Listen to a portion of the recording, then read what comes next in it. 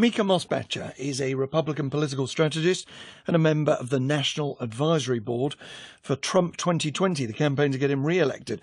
I asked her whether she was now waiting nervously to find out what was in the Mueller report. No, I think that there's a collective sigh of relief among the American people. There's investigation fatigue in this country. This, investigation has gone on for 1 year, 9 months and 6 days, and cost over $20 million in taxpayer money. So I think that President Trump has said all along that there's no collusion. And I think the fact that Special Counsel Mueller is not recommending any further indictments, which would presumably have included the Trump family, especially Don Jr., who was called out and almost demonized by the Democrats for having the meeting with a Russian lawyer at Trump Tower in 2016. It does seem to me to bode well for the president, and I am going to go out on a limb and say that I think he will be exonerated. Exonerated? We know now, don't we, that there was a massive Russia effort to affect the 2016 election. We know that 6 of Trump's associates have made guilty pleas. There have been 37 indictments. It's not exactly exoneration, is it?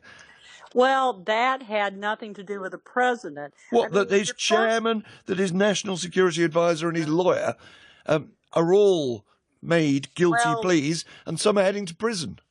You are referring, first of all, to Paul Manafort, who was his campaign chairman for 3 months.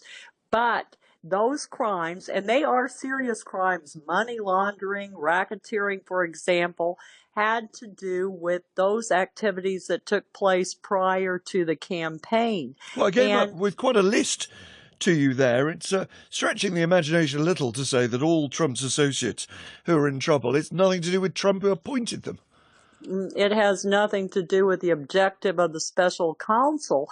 And remember that this investigation started to look at interference by Russia into the U.S. election, something that has occurred in the past, something that occurs in other countries. You accept it happened, though?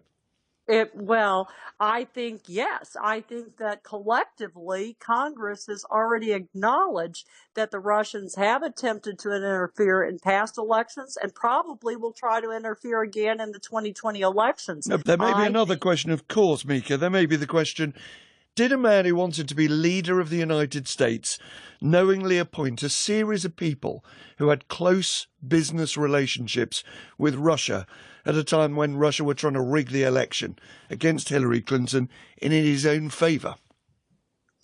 Absolutely not. First of all, what people don't realize Flynn was famous. Sorry, Mr. Flynn was very famously close. Mr. Cohen was known to be close. And Mr. Manafort was known to be close. And both lied. The question that a lot of people ask me and don't understand about Paul Manafort, they say, why wasn't he vetted? Why was he appointed? Well, first of all, he had served under Reagan. He had served under Bush. And no one was aware of his activities that had nothing to do with the Trump campaign. Okay. And again, they were serious crimes.